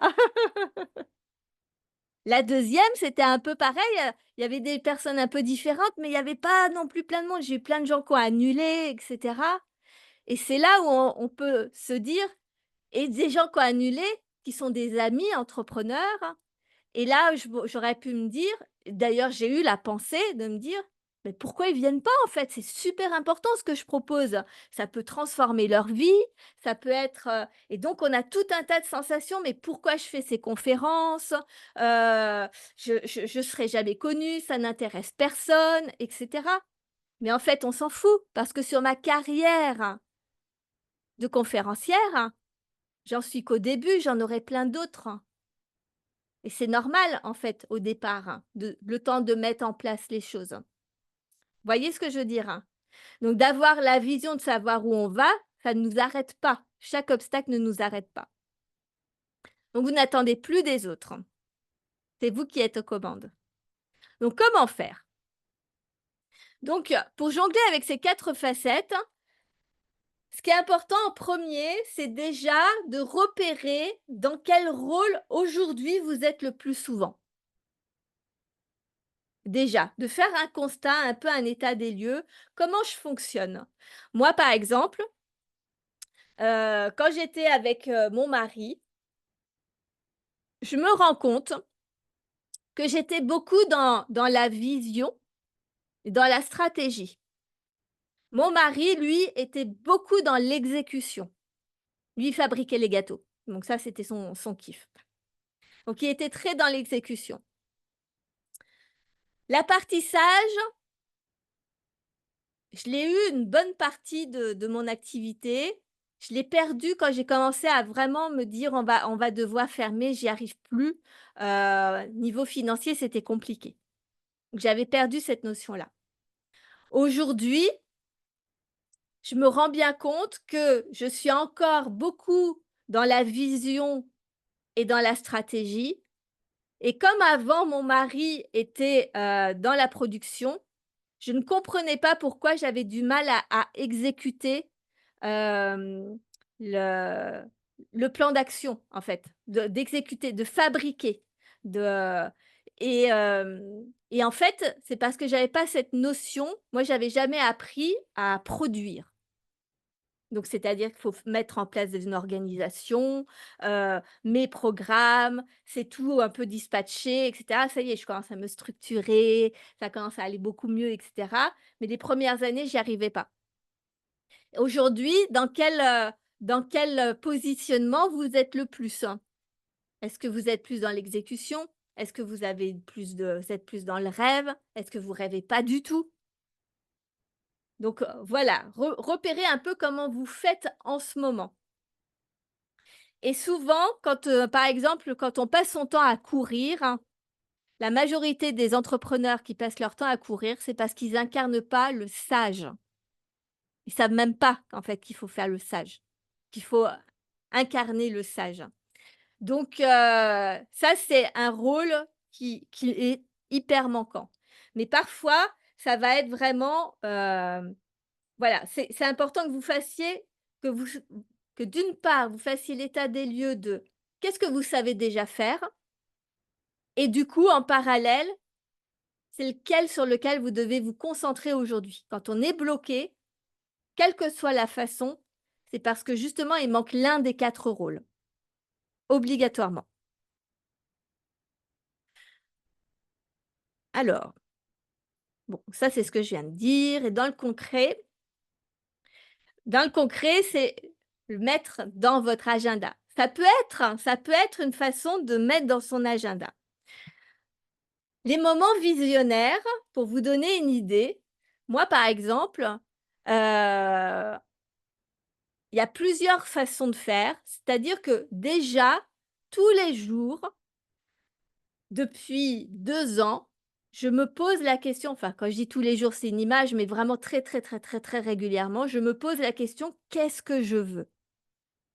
Qu'est-ce que je veux vraiment? Qu'est-ce que j'aime? Qu'est-ce que, j'ai envie de vivre? Qu'est-ce que je veux ressentir dans mon entreprise? Qu'est-ce que je veux ressentir dans ma vie? Quelles expériences j'ai envie de vivre?» et cetera et cetera. Quelle relation avec mes enfants? Quelle relation avec mon mari? Bref, je me pose la question, voilà, à tout instant, dans la douche, peu importe. Après concrètement, pour votre entreprise, vous pouvez vous poser déjà Moi, par exemple, je me pose 1 ou 2 heures tous les lundis matins pour savoir ce que je vais faire dans ma semaine. Déjà, il y a une vision sur la semaine. Pour pouvoir avoir une vision plus long terme, sur le trimestre, c'est de poser peut-être une journée par trimestre à se dire: «Voilà, j'établis les grands moments du trimestre». Pas uniquement les choses qui reviennent, naturellement. Par exemple, nous, en tant que pâtissier, on avait Noël qui revenait, donc il faut s'organiser par rapport à Noël, par rapport à différentes fêtes et cetera. Mais c'est aussi surtout, c'est quoi que je vais mettre en place? C'est quoi le nouveau projet que je veux mettre dans le d'ici 3 mois, je veux en être où, en fait? On peut même pousser à 1 fois par an, prendre 2, 3, 4, 5 jours de congé, de fermeture, qui ne sont pas des vacances, mais qui sont dédiés à la stratégie vraiment globale, de se poser vraiment foncièrement la question de: «Je veux quoi dans ma vie? Je veux quoi dans mon entreprise?» De laisser vraiment son esprit donner toutes ses idées et être que concentré là-dessus, faire un gros brainstorming pour pouvoir après dégrossir, et voir, ben, OK, en gros, je voudrais bien aller par là, mais je vais commencer par ça. Ce qui est important de comprendre, il y a une notion qui est très importante, c'est que moi, avant, ça me bloquait beaucoup de me dire, «Je dois savoir ce que je dois faire dans 3, 5 ou 10 ans», en me disant: «Bah, j'en sais rien, en fait, hein». Et puis, en plus, avec mon mari, on a toujours eu des vies, des chapitres de vie, j'appelle ça, donc on a toujours changé de vie régulièrement. Donc je ne sais pas ce que j'aurai envie dans 10 ans. Ce qui est important, c'est de revenir au présent, à aujourd'hui. Aujourd'hui, qu'est-ce que vous désireriez vivre dans 10 ans? Mais peut-être que dans un mois, vous aurez eu d'autres envies. C'est pas grave, hein, ça s'ajuste tout le temps et l'entreprise, elle s'ajuste tout le temps aussi. Donc ça, c'est important à garder en tête.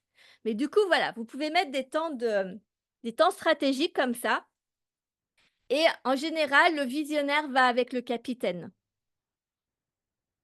Parce que quand on a la vision, il y a les idées qui arrivent ensemble. Donc c'est vraiment des temps, moi je sais que j'aime bien le lundi matin m'y coller et puis une fois par trimestre, j'ai un tableau, un tableau blanc, et je mets mon trimestre, hein, mes 3 mois, 3, 4 mois à venir et je mets les grands temps forts de ce qui me permet d'avancer, mais pas les choses récurrentes, hein, les choses nouvelles. Pour justement avancer dans nos projets. Donc du coup, ils vont ensemble. Ensuite, les moments, vous pouvez mettre les moments où vous exécutez. Donc là, par exemple, typiquement, je suis en train de faire ma conférence. C'est un moment d'exécution, je ne me pose pas la question. J'ai eu des temps de moments de communication, où il a fallu quand même que je dise aux gens et cetera. Des temps de création de toutes mes slides. Ça, ce sont des temps d'exécutant. Donc on peut le dispatcher assez facilement sur l'agenda. Donc ça, c'est vraiment des choses qui sont faciles à mettre, que tout le monde peut faire. Donc là, on parle de la fameuse organisation. Quand on est bien organisé, quand on aime s'organiser, c'est une partie un peu plus facile. Et la seule chose, c'est qu'il faut s'y tenir. Et c'est là où 3 mois plus tard, on a pris une décision, on doit exécuter un projet, ça fait 3 mois qu'on l'a décidé et qu'on peut avoir des doutes sur, bah, c'est plus le moment, je ferai ça plus tard, j'ai pas le temps, j'ai pas envie, ça me fait peur, peu importe. Et c'est là où en fait doit intervenir le sage. Le sage dont on va parler beaucoup dans la prochaine conférence, c'est qu'au coup par coup, d'observer les pensées qui nous empêchent d'avancer. Pourquoi justement, je veux procrastiner ce projet-là, de prendre le temps de gérer l'émotionnel, d'évacuer l'émotion, de rassurer son système nerveux pour pouvoir le faire malgré le fait qu'on pense qu'on n'a pas le temps, qu'on pense que, bah, c'est pas vraiment le moment, que c'est peut-être pas la bonne chose ou que mais si on l'a décidé en amont, c'est parce qu'il y avait un plan derrière. Et donc ça, c'est plus du coup par coup. Donc on verra ça la prochaine fois. Donc ce que je viens de vous expliquer à mettre dans l'agenda, c'est quand même relativement simple finalement.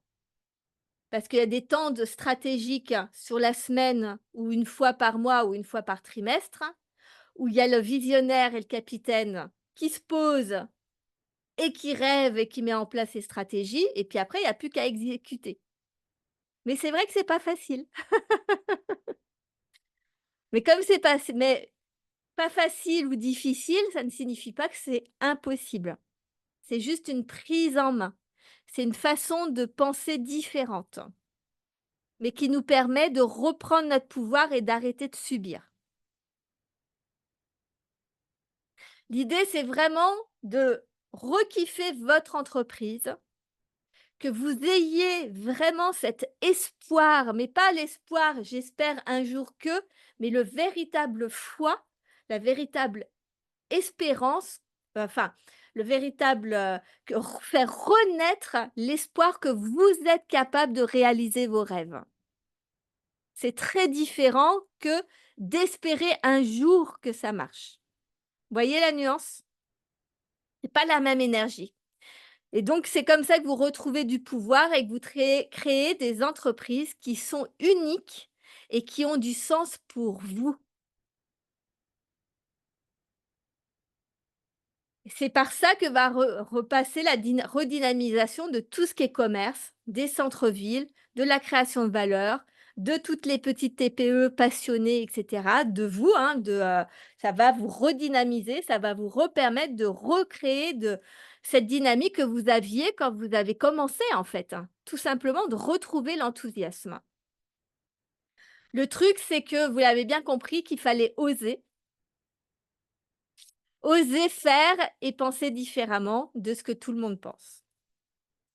Et pour ça, il faut vraiment, trouver qui vous êtes profondément et souvent on se cache derrière le masque de la personne gentille, de la personne sérieuse, de la personne responsable, on se cache derrière les attentes des autres et cetera. On essaye de et le problème, c'est que du coup, on se métamorphose et on n'est pas qui on est véritablement parce qu'on n'ose pas. Et donc l'idée, c'est de vraiment réveiller l'entrepreneur extraordinaire qui sommeille en vous et donc notamment, on en a parlé beaucoup la semaine dernière, vous pouvez approfondir avec mon programme, donc «Faire tomber les masques», qui est un programme de 7 masterclass qui était donc sur sur les 7 croyances qu'on a vues la semaine dernière, la dernière fois, je veux dire. J'ai vraiment envie que ce soit la semaine dernière. Je voudrais en faire toutes les semaines des conférences, en fait. Et donc, pour chaque croyance, j'ai fait une conférence complète, pour vraiment que vous voyez l'impact que chacune de ces croyances a aujourd'hui sur votre activité et chacune découle sur des ateliers concrets pour que vous puissiez vous poser les bonnes questions et déjà travailler justement votre business model, votre vision, vous affranchir du regard des autres et aller creuser justement qu'est-ce que vous désirez véritablement. Donc ce programme-là, il fait 10 heures de vidéo, donc ça fait du boulot. Vous êtes autonome là-dessus et vous pouvez le faire du coup comme vous voulez. Et ce ne sont pas des modules chaque module est indépendant puisque chaque module traite d'une croyance spécifique. Donc du coup, vous pouvez vraiment manager comme vous voulez. Et donc du coup, je vous l'ai mis où? Ah oui, il est à 333 €, et vous pouvez vraiment transformer tout votre business model, en peu de temps finalement. À lancer votre révolution. Sinon, n'hésitez pas à rejoindre le groupe Telegram Révolutionne ta TPE qui est offert.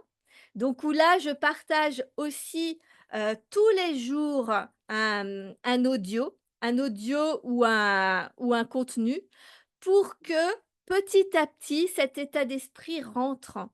Parce que c'est pas facile, c'est comme un entraînement. Chaque jour, il faut se souvenir parce que notre cerveau, il veut juste faire ce qu'il a l'habitude de faire. Donc cet état d'esprit, il faut pouvoir s'en imprégner et pas que mentalement. Il faut arriver à l'intégrer à l'intérieur. Donc c'est pour ça que je et tout ça, c'est offert, en dehors de faire tomber les masques, hein, mais sinon, tout le reste est offert, les conférences et le télégramme, pour que vous ayez déjà la connaissance et le programme Faire tomber les masques, lui, il est pour que vous appliquiez ça directement dans votre entreprise concrètement. Mais toute la première partie offerte, c'est que déjà vous ayez la prise de conscience et oui, la conscience de ce que de ce qui va vous aider à commencer votre révolution. Et donc je vous le redis, la prochaine conférence, c'est le 5 août et 6 août en fonction de, quand, voilà, et vous pouvez rejoindre mes réseaux sociaux. Chaque mardi notamment à 13 h sur ma chaîne YouTube, je fais un live, je suis en direct, donc vous pouvez poser vos questions. J'y répondrai, ce sera trop bien si je peux faire, tout un live sur vos questions et vous répondre directement, donc n'hésitez pas à poser tout un tas de questions. Voilà, alors, voilà pour ce soir. Je suis à peu près dans les temps. J'étais un peu plus bavarde. Qu'est-ce que vous m'avez mis? Est-ce que vous avez des questions alors? Mmh, donc tout ça, j'ai lu. J'attends toujours mon Yoda. Il va venir. Pourtant, elles sont efficaces tes conférences. Merci, trop bien. Oui, c'est vrai que je tutoie tout le monde, hein. J'espère que ça t'ennuie pas, c'est plus facile de, tu les as enchaînés, là, tu as fait un bourrage de crâne, les 3 conférences d'un coup. C'est top, hein, top, top, top, hein. Merci. Il peut être, il y a peut-être des rôles que l'on aime plus incarner, qui sont plus dans notre nature. Mais oui, mais c'est justement la problématique, hein. C'est que, c'est important de mettre de la conscience dessus, parce qu'évidemment qu'on fait ce qui nous est le plus facile et que justement, il faut s'intéresser à ce qu'on aime moins parce qu'on ne connaît pas, mais qui va nous faciliter le travail. Et souvent, c'est le fait, hein, de ne pas développer ce 4e rôle, par exemple, n'importe lequel, qui fait qu'on est bloqué. Et donc, après ça s'apprend. C'est hyper simple, c'est juste de la structure. Avec l'ensemble des conférences d'ici la fin de l'été des TPE, vous allez vraiment avoir toute la vision. Vous allez vraiment avoir, la en substance, la conscience de la globalité des choses. Ça va vraiment déjà transformer et vous allez pouvoir repérer un petit peu. Hâte d'en savoir plus sur ce stage alors. La prochaine conférence, ne la loupez pas. C'est vraiment sur le cerveau, les émotions et c'est ce qui fait toute la différence. Pour moi, c'est vraiment ce qui fait toute la différence, qui fait que soit on bascule dans l'échec, dans le cercle vicieux de l'échec, soit qui nous permet soit de remonter, parce qu'on peut être tombé dans le cercle vicieux de l'échec. Je l'ai été dans les dernières années là, je vous le raconterai, et on peut recréer la dynamique de remonter ou alors on peut entretenir, en fonction d'à quel niveau on est, entretenir l'enthousiasme et la motivation qu'on a déjà, sachant que on passe toujours par des périodes de creux. Ça fait partie du chemin, mais du coup, c'est important d'avoir la conscience du sage, de comment utiliser cette part sage de nous. Donc voilà. Écoutez, je vais arrêter l'enregistrement, je vais vous garder quelques minutes. Hop, merci.